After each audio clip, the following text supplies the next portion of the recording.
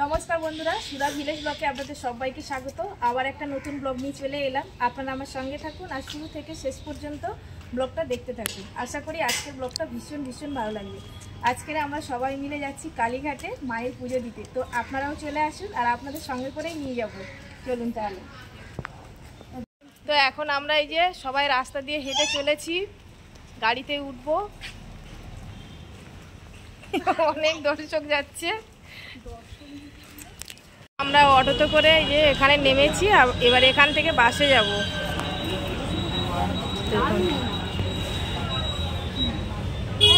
এবার আমরা বাস ধরবো। এই যে স্ট্যান্ডে দাঁড়িয়ে আছি, এখান থেকে উঠবো।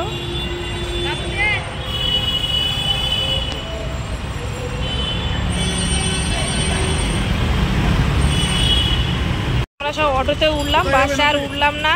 এবার আমিও বসে যাব। এই যে সবাই আমরা বসে গেছি অটোতে।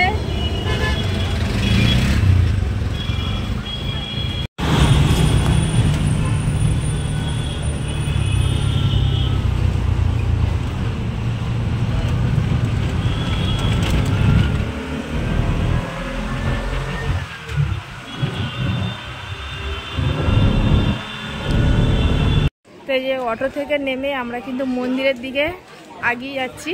আর অনেকটাই কিন্তু হেঁটে চলে এসেছি। দিদিরা অনেকটা আগিয়ে গেছে, আমি পিছিয়ে গেছি। আস্তে আস্তে হঠাৎ করে মেয়ে অসুস্থ হয়ে পড়েছে অটোর মধ্যে। আবার ওকে নিয়ে আবার জল টল দিলাম, মানে অ্যাসিড হয়ে গেছে, বমি করছিল। তো এখন একটু ভালো আছে।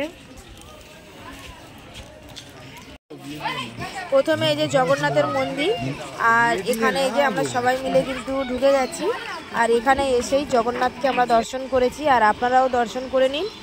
আর আমি এই যে প্রণাম করছি। খুব সুন্দর মন্দিরটা।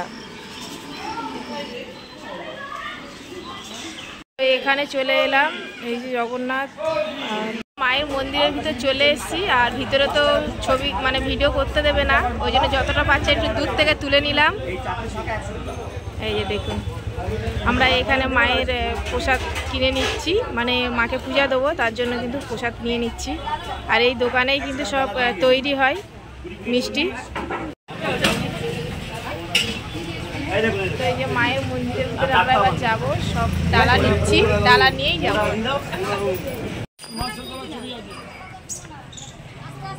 এই যে একদম কাছে চলে এসেছি, মন্দিরের সামনেই। দেওয়া হয়ে গেছে। আর মন্দিরের ভিতরটা আর আপনাদের দেখাতে পারিনি, ওখানে কিন্তু ক্যামেরা করা বারণ, যেটা দেখাতে পারিনি। এই যে মায়ের মন্দিরটা।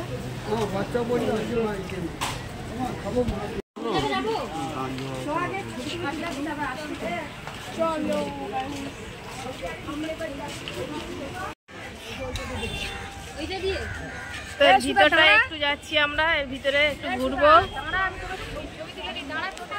আর এখানে এই যে কালীঘাটের নতুন একটা স্টেডিয়াম হয়েছে, তো দিদি বানিয়েছে, খুব সুন্দর হয়েছে দেখুন।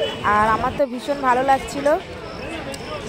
তো মায়ের পূজার পর চলে এসেছি নকুলেশ্বর বাবার কাছে। আর এটা নকুলেশ্বর বাবার মন্দির। মায়ের পুজোর পর বাবার কাছে দর্শন করতে আসতে হয়, এখানে মন্দিরে পুজো দেওয়ার পর শুনলাম, তো ওই জন্য চলে এলাম আমরা সবাই মিলে। আর ভীষণ ভালো লাগছিল এই মন্দিরে এসে। দেখুন দু রকম আকন্দ ফুল দিয়ে, নীলকণ্ঠ দিয়ে কি সুন্দর বাবাকে সাজিয়েছে। আমার তো ভীষণ ভালো লাগছিল। আর এখানে আমরা অনেকটা সময়ও কাটিয়েছি। মায়ের পুজো দিয়ে এখন এসেছি আমরা বাবার নকুলেশ্বর বাবার মন্দিরে শুভ দর্শন করতে।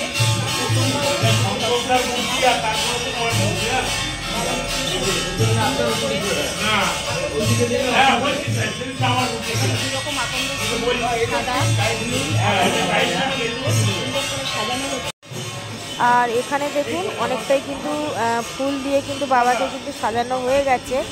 আর এমনিতে দেখবেন সাজালে কিন্তু ভীষণ ভালো লাগে, বাবা কি মাকে কিন্তু সাজালে ভালোই লাগে।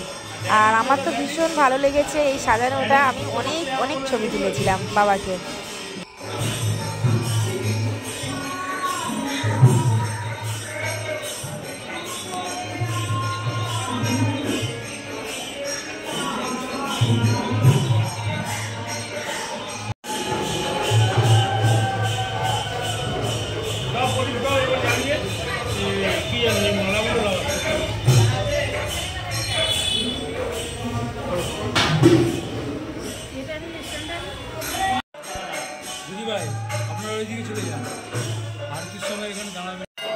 এই যে আরতি শুরু হয়ে গেছে আর তখন কিন্তু লাইটটা অফ করে দিয়েছিল।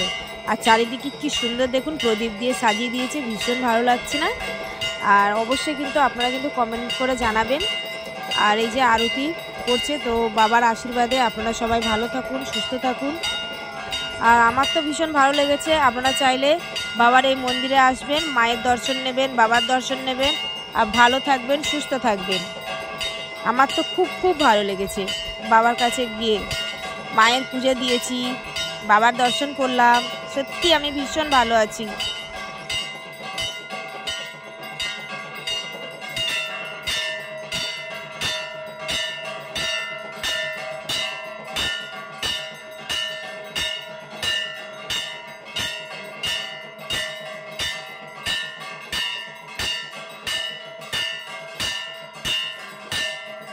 তো এই যে বাবার এখানে কিন্তু সবাই জল ঢালছে, আর আমরাও কিন্তু জল ঢেলেছি।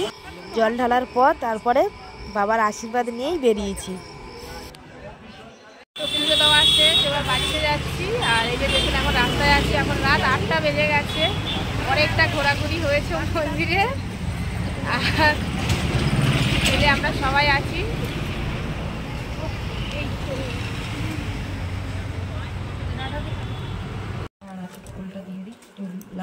তা পূজা দিয়ে এই যে বাড়ি ফিরলাম, আর এই যে প্রসাদ নিয়ে চলে এসেছি। আপনারাও প্রসাদ একটু করে নিয়ে নিন, মায়ের প্রসাদ। আর অনেকটাই রাত হয়ে গেছে, আর ব্লগটা বেশি বড় করছি না, এখানে ব্লগটা শেষ করছি। যদি ব্লগটি ভালো লাগে সাবস্ক্রাইব, লাইক, কমেন্ট, শেয়ার করবেন। আর আমার পাশে থেকে আমাকে সাপোর্ট করবেন। যারা আমার ফেসবুক পেজে ভিডিওটা দেখছেন পেজটিকে ফলো করুন। সবাই ভালো থাকবেন, টাটা।